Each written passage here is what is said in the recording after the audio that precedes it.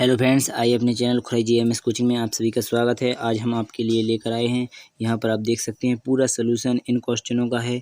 यहाँ पर आपको हमने पहले से ही प्रोवाइड करा दिया है, पूरे क्वेश्चन यही आपका पेपर आने वाला है।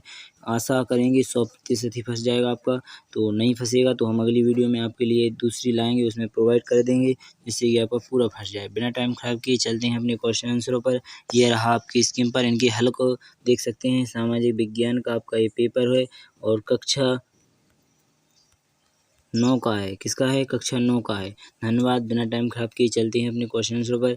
यह रहे आपके आंसर। यहाँ पर पहले से ऑब्जेक्टिव को हमने हल करके रखा है, तो यहाँ सही विकल्प चुनिए। यानी आपका है निम्नलिखित देशों में से किस देश की सीमा भारत से नहीं लगती? तो किसकी नहीं लगती? यहाँ है रजाकिस्तान। क्या है? राजाकिस्तान। ठीक है, राजाकिस्तान लिखा है यहाँ पर। तो आप देख सकते हैं आपका ऑप्शन में यही रहेगा, तो आपको यही करना है। तो आप जानते हैं किस किस की लगती है, हमारे नहीं जानते तो हमारे चैनल पर देख सकते हैं, पीछे हमने पढ़ा चुके हैं, जो उसमें हमने संपूर्ण भारत के पड़ोसी देश एवं उनके राज्यों की याद कराने की सब पूरी ट्रैकें बनाई हैं। तो आप हमारे चैनल को सब्सक्राइब कर लें, जिससे कि हम ये वीडियो पढ़ाते भी रहते हैं ये सब चीज़ें। तो बिना टाइम खराब किए चलते हैं आगे। यह है आपका बाबा का निम्नलिखित हिमालय का शिवालिक पर्वतों के बीच की घाटी को कहते हैं? क्या कहते हैं? यहाँ पर आप देख सकते हैं, दून घाटी कहते हैं। इसी प्रकार अब चलते हैं पर सवाल क्वेश्चन।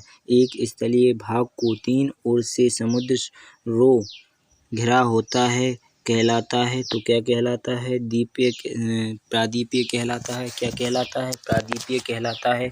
और बिना टाइम खराब किए अब चलते हैं अपने अगले क्वेश्चनों पर। यहाँ पर आशा करेंगे सब कुछ समझ में आ चुका होगा, तो बिना टाइम खराब किए यहाँ पर यह रहे अपने अगले क्वेश्चन। तो यहाँ पर भी इनको भी देख लेते हैं थोड़ा। दावाली क्वेश्चन में लिखा है भारत में प्रजातीय पौधों की संख्या है। भारत में प्रजातीय पौधों की संख्या कितनी है? तो आपकी 50 है। तो यह भी आप क्लियर याद कर लीजिए। इसके आगे अब रहा आपका अगला क्वेश्चन, यानी आपका अगला क्वेश्चन है इसमें लिखा है भारत का सबसे ऊंचा पर्वत कौन सा है? तो इसमें आपका हिमाचल प्रदेश रहेगा। क्या रहेगा? हिमाचल प्रदेश रहेगा। 100% ये सही है। और अगर पेपर फंस जाएगा तो आशा करेंगे कि अच्छा है, पर ना बुरा भी होता है, आप जानते हैं। इसलिए और भी वीडियो देखें, इसी पर ना टिके रहें। हम अगली वीडियो आध 1 घंटा या शाम या सवेरे तक हम अपलोड कर देंगे, जिससे कि हमारे चैनल को सब्सक्राइब कर ले और जिससे कि जो भी हम वीडियो डालें वो आपके पास पहुँच जाए। पूरा सोल्यूशन, इसमें भी पूरा सोल्यूशन है, पर अगली वीडियो में हम आपके लिए कंफर्म करके बताएंगे कि यही पेपर है, क्योंकि हमारे पास ये आया है तो हमने आपके लिए प्रोवाइड किया है। तो सही भी हो सकता है, गलत है, हम पूरा कन्वर्ट करके आपके लिए बताते हैं। बिना टाइम खराब किए चलते हैं अगले क्वेश्चन पर। यहाँ पर यह रहे आपके अगले क्वेश्चन। अगले रिक्त स्थानों की पूर्ति करना है। तो भारत की सबसे बड़ी मीठे पानी की झील किसे कहा गया है?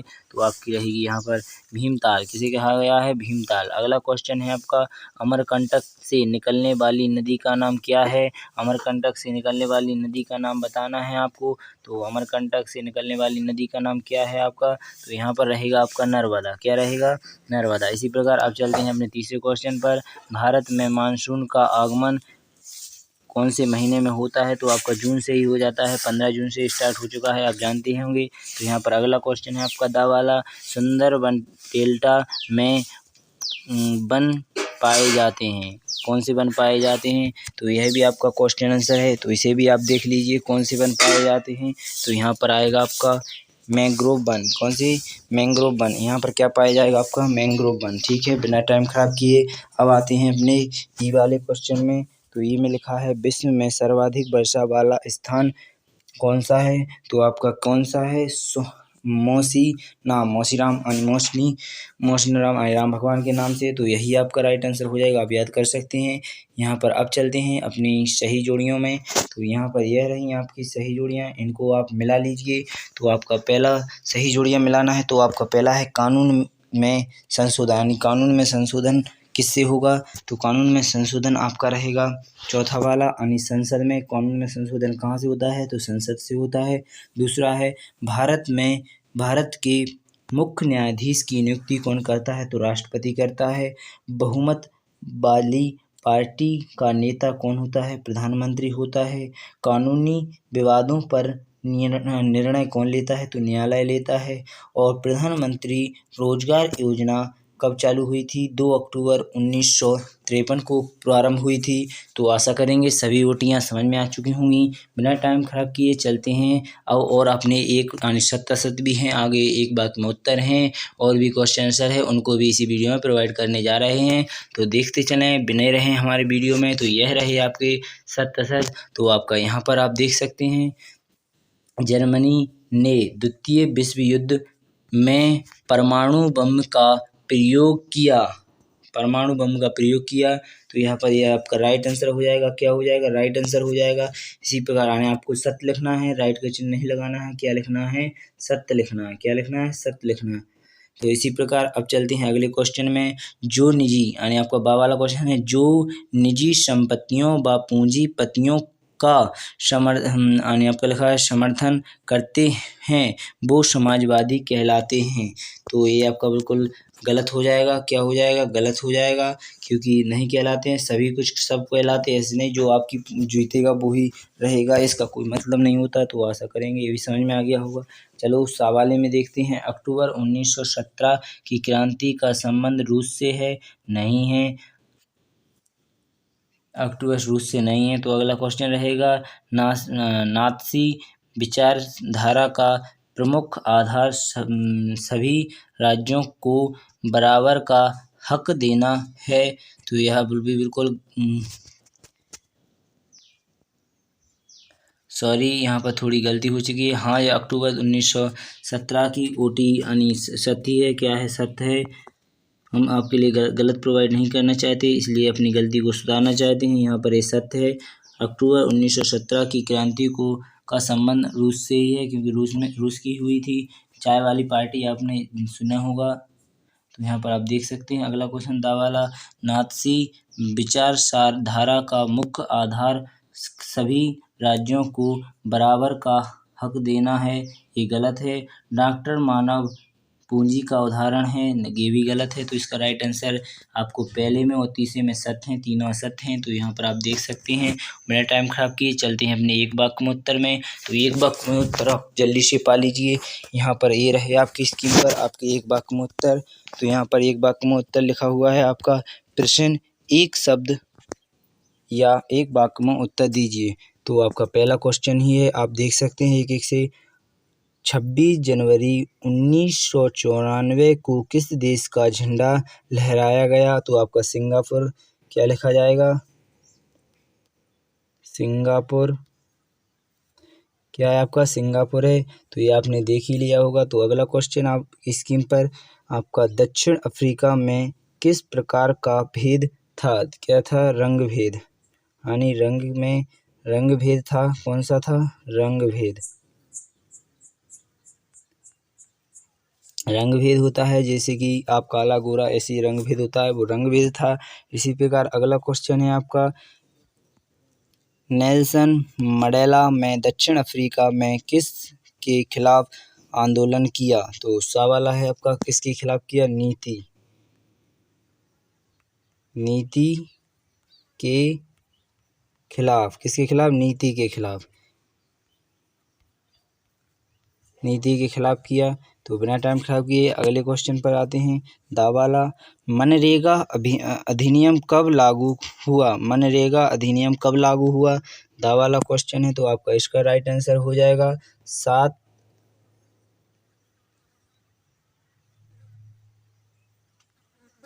इसका राइट आंसर हो जाएगा 7 सितंबर। क्या हो जाएगा? 7 सितंबर।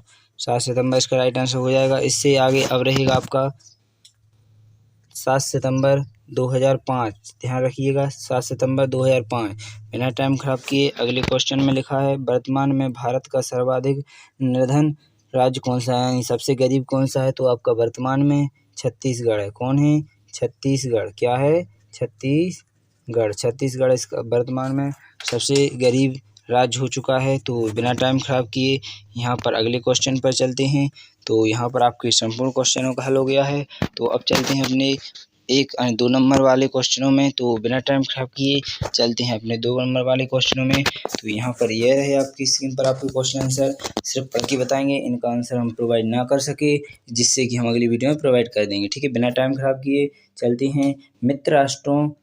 में शामिल देशों के नाम लिखिए। सुरखार शब्द का प्रयोग किसने लिखा है के लिए किया जाता है? तो यहाँ पर इनको भी हल कर सकते हैं बिना टाइम खराब किए। 7वें और 8वें को भी देख लीजिए। लोकतंत्रात्मक राज्य सरल शब्दों में लिखिए। लोकतंत्र की कोई 2 विशेषताएं लिखिए। भारतीय संविधान कब लागू हुआ व उसके कितने अनुच्छेद हैं? भारत का संविधान कब लागू हुआ था, तो आपको यह भी कमेंट बॉक्स में बताना है। तो आपको लगभग आप जानते ही होंगे कि आपकी लागू होने पर ही मनाया जाता है। तो 26 जनवरी 1950 लगभग है आपका आंसर। तो अनुच्छेद आपके वर्तमान में अनुच्छेद वैसे 348 थे 348 थे, अब वर्तमान में 448 हो चुके हैं। पहले 384 कितने 385 या 84 थे, अब 448 हो गए हैं।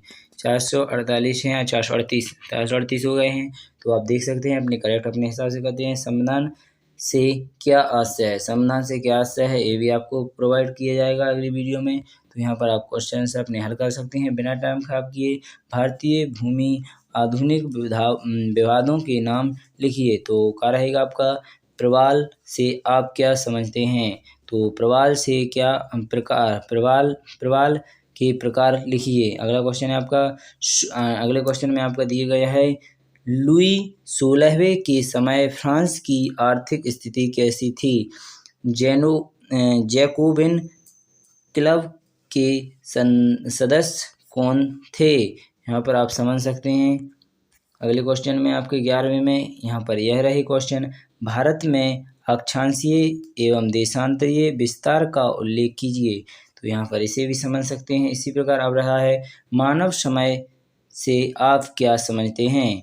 तो इसे भी आप कर सकते हैं हल बिना टाइम खराब किए। चलते हैं अगले क्वेश्चन पर। तो यहाँ पर यह रहा आपका 12वां क्वेश्चन भारतीय कृषि को मानसून का जुआ क्यों कहते हैं? भारतीय मानसून को एकता का परिचायक क्यों कहा जाता है? फ्रांसीसी समाज में महिलाओं का जीवन कैसा था? तो इस सब क्वेश्चन को आपको हल करना है। इनमें से अथवा वाला है तो आप उसे भी देख सकते हैं। पेपर ही है क्योंकि यहाँ पर आप देख ही सकते हैं बिल्कुल क्लियर आ रहा है। तो फ्रांस के द्वारा प्रथा का उल्लंघन कैसे हुआ? तो यहाँ पर रहेगा आपका राइट आंसर 14वां फुलकर शब्द को परिभाषित कीजिए।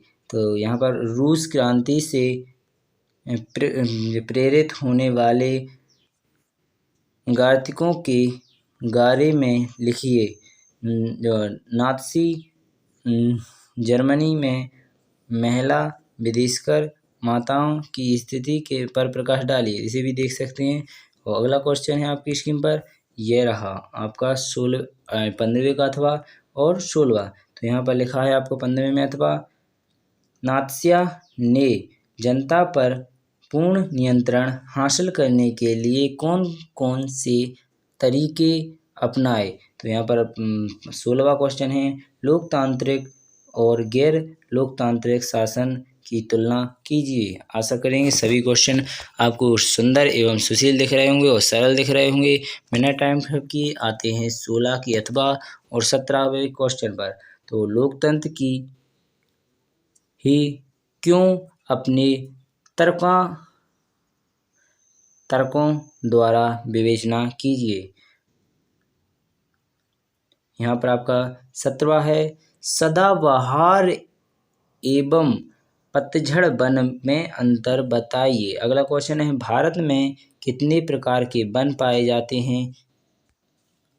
किसी एक का वर्णन कीजिए।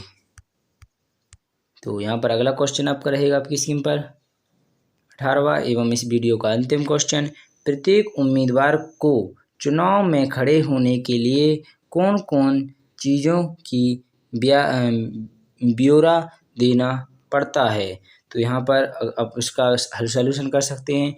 यहाँ पर आपका अगला क्वेश्चन है चुनाव आयोग किसे कहते हैं? भारत में चुनाव आयोग के अधिकार लिखिए।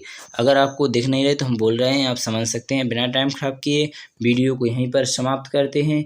अगर आपने इस वीडियो को ज़्यादा से ज़्यादा शेयर किया तो आपका जो भी दोस्त होगा एवं हम जो भी हमसे बोलेगा तो हम आपके लिए जल्दी से इसका सलूशन भेज देंगे, और जो आपका पेपर है वो ही भेज देंगे। ये उसके मिनिमम इसका बहुत से बहुत फँस सकता है, पर मिनिमम हम कह नहीं सकते क्लियर। अगर आप हमारे चैनल को ज़्यादा से ज़्यादा दिखाएंगे और कमेंट बॉक्स में हमसे पूछा जाएगा कि आप सर किस पर वीडियो बनाए, तो जो आप कहेंगे कि हमें सामाजिक विज्ञान की, जो सोशल साइंस की आपकी वीडियो है वो हमारे लिए क्लियर पेपर की तरह चाहिए, तो हम वो भी आपके लिए प्रोवाइड कर देंगे। बिना टाइम ख़राब किए चलते हैं, अगली वीडियो में मिलेंगे। जय हिंद, जय भारत।